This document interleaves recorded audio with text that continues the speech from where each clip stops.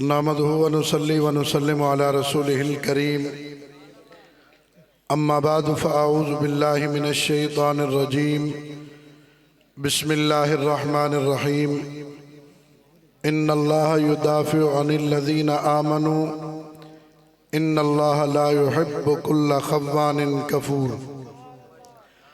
صدق اللہ مولانا العظیم وبلغنا رسولہ النبی الکریم۔ حقیقت یہ ہے کہ جس طرح میرے بھائی مولانا عبدالجبار حیدری صاحب نے کہا کہ یہاں پر ہم سننے آتے ہیں اور دعائیں لینے آتے ہیں، دعا میں حاضر ہونے آتے ہیں، اللہ تعالی حضرت شیخ الحدیث و تفسیر کا سایہ تا دیر ہمارے سروں پر سلامت رکھے۔ پورے ملک کو اس اجتماع کا انتظار ہوتا ہے اور ہماری آنکھیں ترستی ہیں، کاش کوئی ایسا اجتماع بھی ہو کہ جہاں پر تمام جو اہل حق کی جماعتیں ہیں ان کی نمائندگی ہو پورے ملک میں۔ اگر یہ ہمیں مثال ملتی ہے تو یہ جامعہ عبداللہ ابن مسعود میں ملتی ہے، جنہوں نے تمام اہل حق کی نمائندگی بلکہ 3 دن 3 راتیں مسلسل اپنے اجتماع کی سربراہی کرنا اور جم کر بیٹھنا، ان کے حوصلے کو بھی سلام کرتا ہوں اور دعا گو ہوں اللہ تعالیٰ ان کا سایہ تا دیر ہمارے سروں پر سلامت رکھے۔ میری قیادت بھی اسٹیج پر تشریف فرما ہے، بس میں ایک بات عرض کر کے اور متوجہ کر کے اجازت چاہوں گا۔ آپ نے دیکھا یہ ماہ مبارک جو گزرا یہ ماہ جمادی الثانی تھا اور جو چل رہا ہے یہ ماہ رجب المرجب ہے۔ سابقہ ماہ مبارک میں جہاں پر آپ نے دیکھا حضرت ابو بکر صدیق رضی اللہ تعالی عنہ کی عظمت کے پروگرامات ہوتے رہے، پینا فلیکس چھپتے رہے، اشتہارات لگتے رہے، وہاں پر خاموش انداز میں حضرت سیدنا صدیق اکبر رضی اللہ تعالی عنہ کے خلاف ایک ماحول بنانے کی کوشش کی گئی۔ جہاں پر عظمت صدیق اکبر کے پوسٹر تھے تو وہاں مختلف شہروں پر یہ بھی دیکھا گیا کہ ایک پوسٹر بنایا گیا اور اس پوسٹر میں ایک شخص دکھایا گیا کہ جس کے گلے میں رسی ڈالا گیا ہے اور اس کو کھینچا جا رہا ہے۔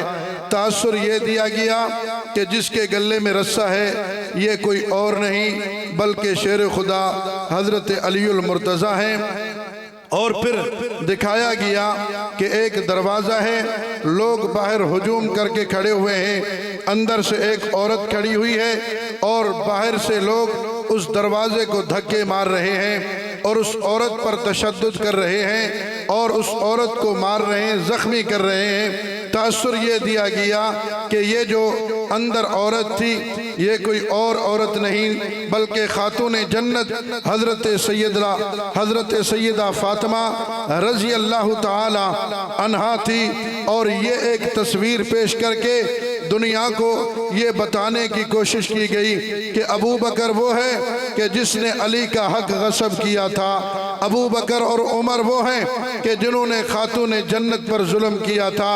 اور اس کے بعد یہ صرف محض چند لوگ نہیں تھے، یہ اتفاقی باتیں نہیں تھی بلکہ اس نظریے کے پیچھے ایک پورا طبقہ ہے، ایک پورا گروہ ہے، ایک پورا مذہب ہے، اور صرف مذہب نہیں بلکہ اس کے پیچھے پوری ایک اسٹیج ہے، اس کا سرمایہ ہے۔ اس انداز میں حضرت سیدنا صدیق اکبر، حضرت سیدنا فاروق اعظم اور جمیع صحابہ کے خلاف ابھارنے کی کوشش کی گئی، بھڑکانے کی کوشش کی گئی، جبکہ حضرت سیدنا صدیق اکبر رضی اللہ تعالی عنہ کی حقیقی تصویر تو یہ ہے کہ جناب صدیق اکبر عالم ارواح سے مصطفیٰ کے ساتھ تھے، مصطفیٰ کے ساتھ ہیں، مصطفیٰ کے ساتھ رہیں گے۔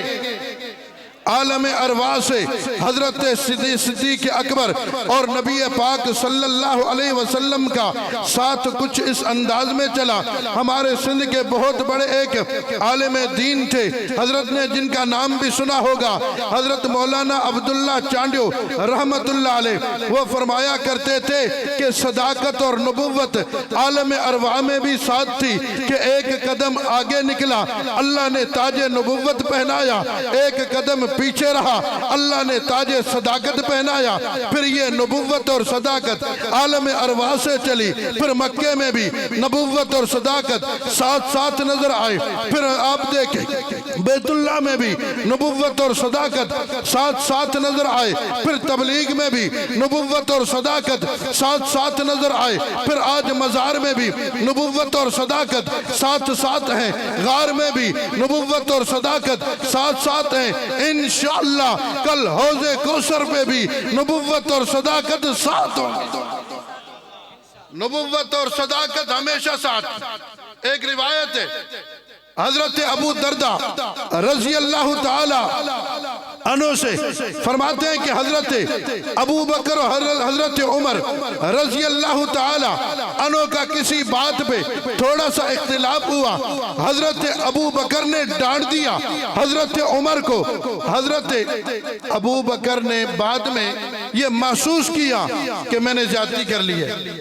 حضرت ابو بکر نے حضرت عمر سے معذرت کی کہ میری معذرت قبول کرو، لیکن حضرت فاروق اعظم رضی اللہ تعالیٰ عنہ معذرت قبول نہیں کر رہے، غصے میں۔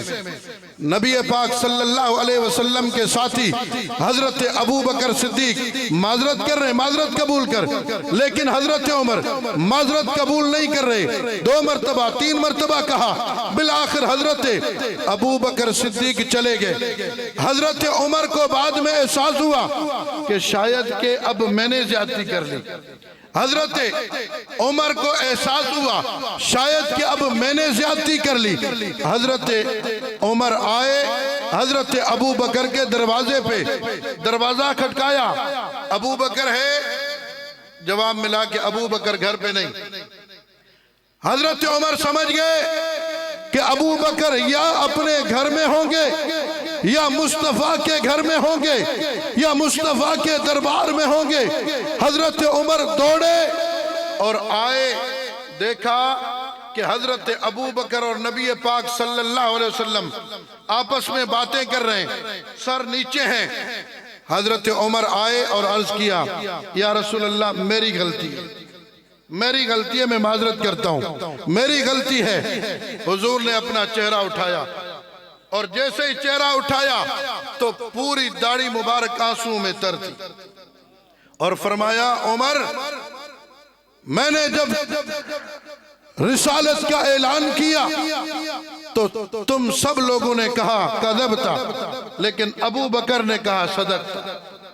سب سے پہلے میری دعوت کو قبول کرنے والا ابو بکر تھا، سب سے پہلے مال لٹانے والا ابو بکر تھا، سب سے پہلے مار کھانے والا ابو بکر تھا، سب سے پہلے ساتھ دینے والا ابو بکر تھا۔ تمہیں میری وجہ سے میرے یار کا تو خیال کرنا چاہیے تھا۔ ٹھیک ہے، ابو بکر نے اگر کوئی بات کر بھی لی تھی لیکن معذرت کر رہا تھا، قبول کر لیتے، میری وجہ سے میرے یار کا خیال کر لیتے۔ دنیا کے ملنگو، اگر کل قیامت کے دن حضور یہ فرما دیں کہ تمہیں میری وجہ سے بھی میرے یار کا حیا نہیں آیا، چلو ساری باتیں جو بھی تم تک پہنچی لیکن میری وجہ سے میرے یار کا خیال کر لیتے، میری وجہ سے دیکھ لیتے کہ ابو بکر سویا کہاں ہے، دیکھ لیتے ابو بکر ساتھی کس کا ہے، دیکھ لیتے ابو بکر شاگرد کس کا ہے، دیکھ لیتے ابو بکر وزیر کس کا ہے، کچھ تو خیال کر لیتے۔ اس لیے ہمیں اپنی آخرت کا بھی خیال کرنا چاہیے۔ انشاءاللہ العزیز جب تک جان میں جان رہے گی صحابہ اور اہل بیت کی عزت کا پہرا دیتے رہیں گے۔ ساتھ دو گے، ساتھ دو گے۔ اور کل ہمارے سندھ میں ہماری جماعت کے سینئر ساتھی ہیں، ان پر دہشت گردوں نے حملہ کیا، جو شام سے لوہے کے چنے چبا کر واپس آئے ہیں، جن کو امیر معاویہ کے غلاموں نے وہاں سے بھگایا، جن کو جوتے پڑے وہاں سے آئے، اور انہوں نے آ کر پارا چنار کے حالات خراب کیے، بگن کی بازار کو آگ لگا دی، وہاں کے معصوموں کو خون میں نہلا دیا، اور پھر ان کا پیٹ یہاں نہیں بھرا، اندرونی سندھ میں آ کر انہوں نے قتل و قتال کا بازار گرم کیا۔ ماتلی کے ہمارے ساتھیوں پر حملہ ہوا، بھائی عبدالواحد کمبو صاحب جامِ شہادت نوش کر گئے، بھائی طاہر فاروقی صاحب زخمی ہیں۔ ہم حکومت سندھ سے مطالبہ کرنا چاہتے ہیں کہ ان دہشت گردوں کو لگام دیا جائے، اور ان تمام دہشت گردوں کو تمہارے پاس لسٹیں موجود ہیں، انہیں فورس شیڈول میں ڈال کر ان پر کڑی نظر رکھی جائے۔ یہ ہونا چاہیے نہیں ہونا چاہیے؟ انشاءاللہ سندھ میں اگر کسی بدمعاش نے بدمعاشی کی کوشش کی، انشاءاللہ پورا سندھ میدان میں آئے گا، اور جہاں سے آئے ہیں وہاں بھاگنے پر مجبور کریں گے انشاءاللہ۔